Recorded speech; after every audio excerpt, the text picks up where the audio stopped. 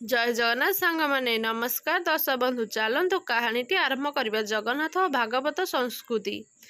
5-10 ଶତାବ୍ଦୀ ପୂର୍ବରୁ କେବଳ ଶତ୍ରୁ ଆକ୍ରମଣ, ତରବାରୀର ଛନକକାର, ରକ୍ତପାତ ଏବଂ ଅନ୍ୟର ସୀମା ଉଲ୍ଲଂଘନ କରି ଧନ ଜୀବନ ଲୁଣ୍ଠନ କରାଯିବା ଯୋଗୁଁ ଓଡ଼ିଶା ରଣଭୀରରେ ବିପର୍ଯ୍ୟୟ ସୃଷ୍ଟି ହୋଇ ସମଗ୍ର ସାଂସ୍କୃତିକ ମାନଚିତ୍ର ବିକଳାଙ୍ଗ ରୂପ ଧାରଣ କରିଥିଲା ଓ ଓଡ଼ିଆ ଭାଷାଭାଷୀ ଅଞ୍ଚଳରେ ଲୋକ କ୍ଷୁଦ୍ର କ୍ଷୁଦ୍ର ଦେଶୀୟ ରାଜ୍ୟରେ ବିଭକ୍ତ ହୋଇ ପରସ୍ପର ମଧ୍ୟରେ ସମାଲୋଚନା ତଥା ବହିରାଗତ ରାଜାମାନଙ୍କର ବ୍ୟବରୋଚିତ ଆତଙ୍କିତ ଆକ୍ରମଣ ଫଳରେ ଉତ୍କଳ ଖଣ୍ଡରେ ଏକ ଅଶାନ୍ତ ବାତାବରଣ ସୃଷ୍ଟି ହୋଇଥିଲା।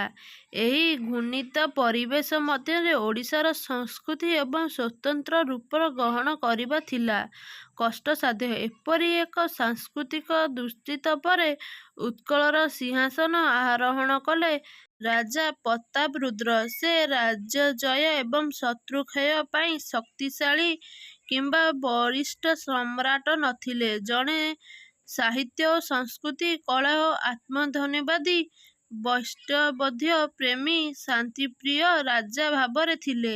ସର୍ବବିନୀତ ଜୟ ଉତ୍କଳ ମାତାର, ଜୟ ଉତ୍କଳୀ ସେନାର ଜୟ ପରିବର୍ତ୍ତେ ସେ କହିଲେ ହରେ କୃଷ୍ଣ ହରେ ରାମ, ନିତାଇ ଗୌର ରାଧେ ଶ୍ୟାମ।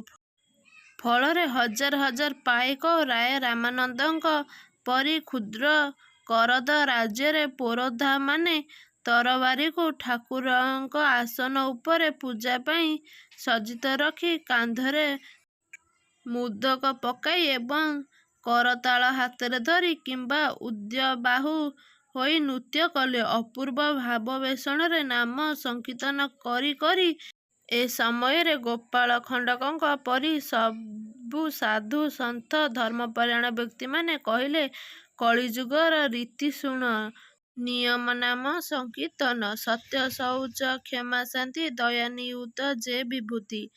ଆଉ ଯୁଦ୍ଧବିଗ୍ରହ କିମ୍ବା ରାଜ୍ୟାଳୟ ପ୍ରତି ଆକର୍ଷଣ ରହିବ କାହାର ଏପରି? ହୃଦୟଜୟ ଓ ନୂତନ ସଂସ୍କୃତିର ବୀରପବନ କରିବା ହେଲା ମୁଖ୍ୟ। ଇତିହାସର ଏହି ବକ୍ରଗତିକୁ ସ୍ପଷ୍ଟ ପ୍ରତୀୟମାନ ହେଲା ଯେ ଏକ ନବଯୁଗ ସନ୍ଦେଶ ଘେନି ଆଗତ। ପ୍ରାୟ ଏଥିପାଇଁ ପ୍ରତ୍ୟେକଙ୍କୁ କିଛି ତ୍ୟାଗ ସ୍ୱୀକାର କରିବାକୁ ହେବ ସତ୍ୟ, କିନ୍ତୁ ନିଶ୍ଚୟ ଦିନେ ଧର୍ମ, ସାହିତ୍ୟ, ତ୍ୟାଗ ଓ ସଂସ୍କୃତିର ଜୟ ଜୟକାରରେ ପ୍ରତିଧ୍ୱନିତ ହେବ ଧରଣୀ। ଏହି କାହାଣୀଟି ଆପଣଙ୍କୁ କିପରି ଲାଗିଲା ନିହାତି କମେଣ୍ଟ ବକ୍ସ ମାଧ୍ୟମରେ ଆପଣମାନଙ୍କ ମତାମତ ଜଣାଇବାକୁ ଭୁଲିବେନି। ରହୁଛି। ଜୟ ଜଗନ୍ନାଥ, ନମସ୍କାର।